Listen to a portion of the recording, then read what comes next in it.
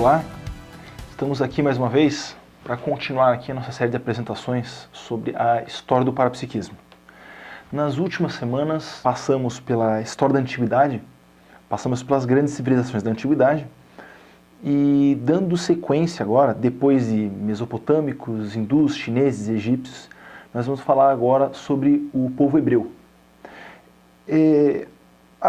Quando se estuda o povo hebreu, as fontes sobre eles, elas são a literatura do próprio povo hebreu, a literatura deles próprios. A principal obra, a principal fonte de informação que a gente tem sobre eles é o que se conhece hoje no Ocidente como Velho Testamento, que aqueles são os primeiros livros do texto bíblico, né, da Bíblia. No idioma hebreu, esses livros são conhecidos como Tanakh, e eles compõem os 5 livros lá atribuídos a Moisés, que são o Pentateuco, que em hebraico é chamado de Torá, os livros dos profetas, que são aquelas personalidades que nós vamos falar daqui a pouco, e alguns livros específicos sobre registros históricos. Juntando tudo isso é o que a gente chama de Velho Testamento.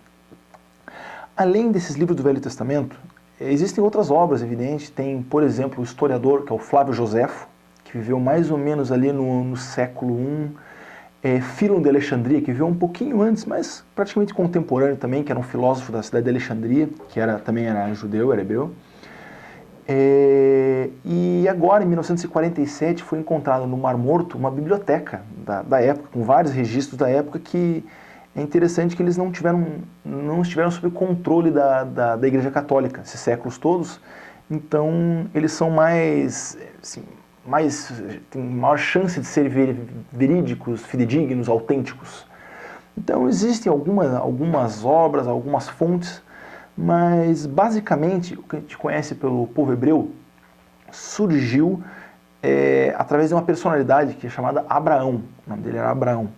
Era um homem que vivia na cidade de Ur, na Mesopotâmia, e ele alega que ele começou a ouvir vozes de uma personalidade que se intitulava, que se apresentava como Yahvé. E esse Yahvé falava para ele pegar a família dele, pegar o povo dele e rumar em direção ao oeste, para uma certa terra prometida. Tanto falou que ele acabou indo, juntou a família dele, juntou os parentes mais próximos e formaram um agrupamento que foi em direção ao oeste. Uma terra que era chamada de Canaã, é a terra prometida, que é onde fica Israel hoje. Eles foram para lá, passaram um tempo em Canaã, se estruturaram, o clã deles cresceu, os filhos de Abraão tiveram vários filhos, o povo começou a crescer, mas a história deles conta que eles foram feitos, eles passaram um período de cativeiro no Egito, aí saíram do Egito, o que a literatura hebraica também diz que foi uma iniciativa de Moisés, que saíram do Egito e voltaram para a mesma região lá de Canaã. E nessa segunda estada em Canaã, o povo hebreu cresceu ainda mais, se dividiram em várias tribos, foram 12 tribos, e as tribos do norte ficaram conhecidas como Israel, e as tribos do sul ficaram conhecidas como Judá. Nesse período que se constituiu para valer mesmo a cultura hebraica, e nessa época foi em que os povos do sul, do reino de Judá, começaram a ser conhecidos como judeus, que é o termo que é utilizado até hoje para designar essa etnia. Quais são as bases do pensamento judaico? Depois disso vamos começar a chamar de pensamento judaico. Eles eram monoteístas, acreditavam num Deus único, que era o Deus de Abraão, era o Yahvé. Abraão tinha feito com Yahvé um pacto, que na medida em que Abraão e os descendentes dele adorassem unicamente Yahvé, Yahvé ia proteger, ia privilegiar, ia beneficiar eles de alguma maneira. Então houve na base, a crença central da religião judaica, do judaísmo, é esse pacto feito entre Abraão e Yahvé. E a partir desse pacto, os judeus se sentiam um povo escolhido de Deus, um povo preferido de Deus. Além do monoteísmo e do pacto, eles também valorizavam muito a questão do livro, até porque os registros deles estavam todos gravados nesse livro, que era o Tanakh, que era o que é conhecido como Velho Testamento. Além disso, a cultura deles criou uma série de datas comemorativas, de rituais de passagem da infância para a adolescência, casamento, a morte, toda uma ritualística e datas comemorativas, tudo que compôs uma cultura. Um dos pilares dessa cultura também é o Sabá, que é o que nós chamamos hoje de sábado, que para eles era um dia a ser dedicado à adoração de Yahvé. Eles não deveriam trabalhar. E tem uma coisa muito conhecida do judaísmo, é o kosher, que são a série de alimentos proibidos, os alimentos que os judeus não podem comer. Então, são só algumas das bases da mentalidade judaica. E do ponto de vista parapsíquico, quais são as questões que chamam mais atenção? Primeiro, a história judaica, a literatura do Velho Testamento, conta que logo que Moisés retirou eles do Egito para retornar para Canaã, ele lançou uma proibição, ele proibiu qualquer judeu basicamente de praticar o parapsiquismo. Ele falava assim, que não existam entre nós bruxas, feiticeiros, adivinhos, e deu todos aqueles nomes que na antiguidade eram conhecidos os sensitivos.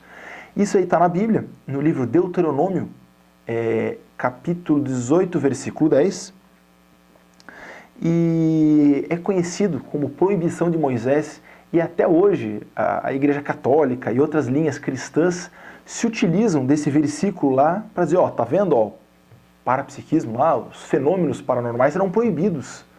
Tá, mas se eles eram proibidos é porque eles existiam. Então há uma contradição nessa história. Tem que se entender por que eles eram proibidos. Mas se eles eram proibidos é porque existiam. Então eram reconhecidos, eram de prática usual. Foram proibidos por quê? Para que se tivesse o controle da sociedade. A primeira iniciativa que alguém faz quando quer controlar uma sociedade é controlar o parapsiquismo, para evitar qualquer tipo de pensamento que saia do convencional. Além disso, na época em que desses reinos de Judá, de Israel, o templo de Jerusalém foi construído e o sumo sacerdote desse templo, o maior sacerdote dele, usava uma placa no peito que na Bíblia é conhecida como Urim e Turim, que era uma placa que ele tirava do peito, enrolava e jogava no chão. Era uma técnica divinatória para fazer adivinhação. Como o I Ching chinês ou como os búzios, os búzios das culturas afrodescendentes.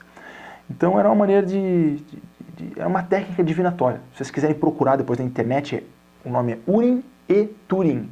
É o mesmo nome que é dado na Bíblia. O caso parapsíquico mais interessante, que vale a pena comentar, é um que é conhecido como o caso da bruxa de Endor. O que era a bruxa de Endor? Era uma senhora que vivia próxima de Jerusalém e ela fazia sessão parapsíquica. E o Saul, que era um dos reis de Israel na época, ele queria se comunicar com Samuel, que era um profeta que tinha dessomado, que tinha morrido. E na falta de ter como se comunicar com ele, Saul foi até essa senhora, que é conhecida como a bruxa de Endor, e pediu para ela, falou, eu quero me comunicar com Samuel. E na Bíblia está escrito, interessante que está escrito na Bíblia, está escrito que a bruxa de Endor materializou Samuel, e Samuel pôde se comunicar diretamente com Saul. O caso da bruxa de Endor também está na Bíblia, acho que é o primeiro livro de Samuel, capítulo 18, versículo 1. Então ele está lá também, quem quiser consultar lá, é o caso da bruxa de Endor. E além disso existem vários outros casos de pré-cognição, de oráculos, de mediunização, de transe, e vários outros fenômenos de cunho parapsíquico que são registrados na Bíblia. Projeções conscientes, clarividência. Então existem vários outros fenômenos. Os principais sensitivos da tradição judaica, além dos que já foram citados, que é Abraão e Moisés, são os conhecidos como profetas, os profetas judeus, profetas hebreus. O primeiro desses profetas, e do meu ponto de vista o mais significativo, é o profeta Samuel. Por quê? Porque ele que criou essa tradição profética na cultura judaica. Ele foi o primeiro, ele era um juiz também, ele era um líder da comunidade judaica, ele era um juiz, e como juiz ele fazia toda a conciliação dos conflitos, mediava os conflitos. Mas do ponto de vista parapsíquico, o grande diferencial dele é que ele criou uma escola de profetas, e ele ensinava outras pessoas a profetizarem. Escola de profetas traduz-se como escola de parapsiquismo. Então ele ensinava os interessados a ter fenômenos parapsíquicos. Depois dele vieram vários outros. Elias, que era também um dos mais conhecidos, apesar de ser extremamente agressivo e belicoso. Eliseu, que era discípulo de Elias. Veio Isaías. Isaías é aquele primeiro que que previu a vinda do Messias, etc., que é conhecido da tradição cristã. Jeremias, que é conhecido como o primeiro pacifista da história, ele vivia em Jerusalém, ele fazia campanhas, ele era contrário a que os judeus entrassem em guerra com os babilônicos, etc. Ele fazia campanha contra a guerra. Depois já veio Ezequiel. Ezequiel já é um profeta do período em que os judeus eles estavam cativos, não agora no Egito, mas na Babilônia. Eles ficaram presos na Babilônia um tempo também. Ele é conhecido por pré-cognições também, a respeito do futuro dos judeus. E depois vem Daniel. Daniel também é um profeta da época do cativeiro na Babilônia. E o principal fenômeno parapsíquico dele, o mais conhecido, é uma situação de um banquete na Babilônia em que uma mão se materializou e escreveu em hebraico na parede. Pelo menos é o que conta na Bíblia. Então tem uma série de profetas, tem outros diversos, mas a cultura hebraica, pelo menos do ponto de vista das lideranças, sempre foi uma cultura parapsíquica, a cultura judaica. Esses grandes líderes aqui, todos, Abraão, Moisés, todos os profetas, todos foram sensitivos. Então, apesar de ser proibido de uma maneira geral, massificada, as lideranças judaicas elas sempre foram parapsíquicas. Depois, evidente, veio nos séculos posteriores, veio Cabala, então os judeus sempre tiveram conhecimento restrito, fechado e sectário, mas tiveram conhecimento do parapsiquismo. Agora, depois desse período da Babilônia, eles retornaram para Israel, retornaram para Canaã, mas não ficaram muito tempo tranquilos também, porque logo depois já veio Alexandre o Grande, que veio lá e conquistou a região de novo. Depois da dessoma, depois da morte de Alexandre o Grande, um dos generais deles que ficou como responsável da região, ele criou um império, que é o Império Seleucida. E esse Império Seleucida ele fez uma pressão muito grande nos judeus para que eles absorvessem a cultura greco-romana. Eles queriam assimilar os judeus na cultura greco-romana. Isso criou um problema enorme, criou a revolta dos macabeus e criou todo um contexto conflitivo ali, porque os judeus eles não queriam se deixar assimilar. Logo depois disso, formou-se o contexto ali do início do cristianismo, que é o período em que as três grandes facções judaicas eram saduceus, fariseus e os essênios. Ficaram por um tempo ali na região, veio Roma, conquistou eles de novo. E o período romano foi o último período ali da antiguidade de ocupação judaica em Israel. Por quê? Porque no ano 70 houve uma revolta judaica contra os romanos e o general Tito arrasou Jerusalém, demoliu o templo e espalhou os judeus pelo mundo inteiro. Ele não deixou o pessoal ficar em Jerusalém. Espalhou eles pelo mundo inteiro, o que é conhecido como diáspora, né? Espalhou eles pelo mundo inteiro e a partir daí o Estado judaico ele se descaracterizou. É uma cultura rica, interessante, tem muita informação. Agora, a gente precisa também ver o lado criticável da cultura.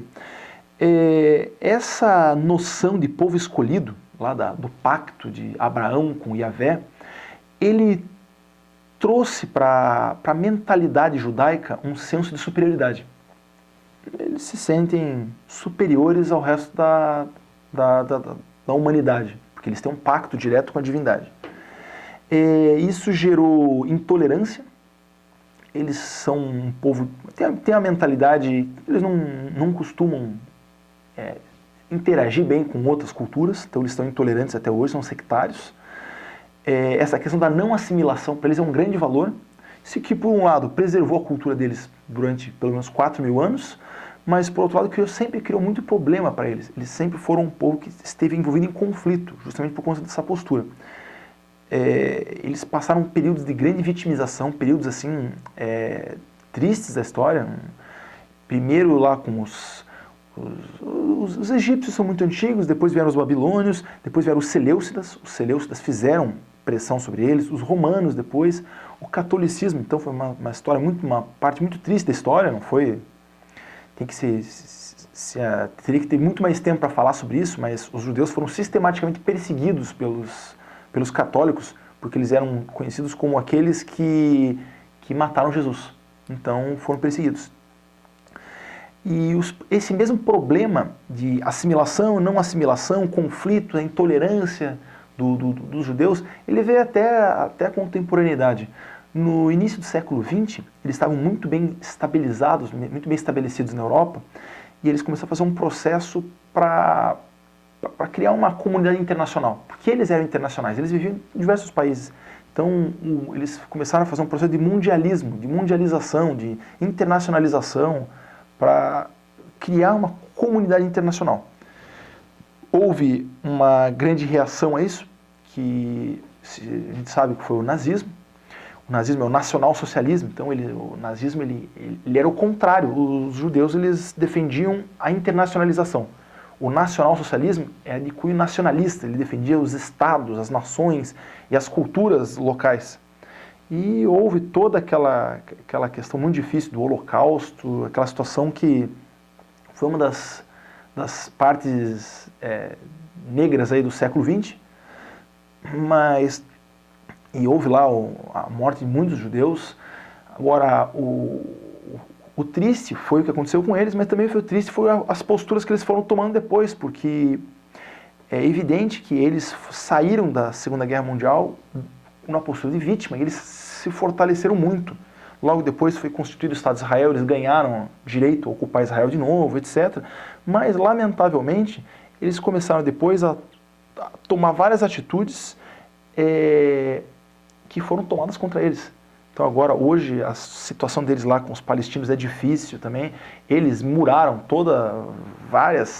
uma extensão grande da fronteira deles com os palestinos, e Gaza basicamente é um campo de concentração, né? Então é uma situação difícil, é uma cultura que ela sempre foi envolvida nesse mecanismo de vítima e algoz. E eles estariam no momento numa posição extremamente privilegiada, porque hoje eles estão numa posição muito bem situada e muito forte internacionalmente, do ponto de vista econômico, político, etc. Então, nessa posição que eles estão, seria a grande oportunidade para eles abrirem mão desse conflito todo, porque eles estão na posição de algoz hoje. E é nessa posição que é a posição mais fácil de se abrir mão. É difícil a vítima abrir mão, ela está sendo vitimizada. Nesse momento, quem está sendo vitimizado são os palestinos. Então, essa cultura tão rica, tantos milênios, ela precisa ainda de aprender a perdoar, aprender a abrir mão, para romper esse mecanismo de vítima e algoz que eles estão aí já passando por isso há muitos séculos. Espero ter contribuído aí com as pesquisas, com os estudos de vocês. A próxima apresentação que nós vamos fazer vai ser sobre os gregos. Então, até a próxima oportunidade. Até logo.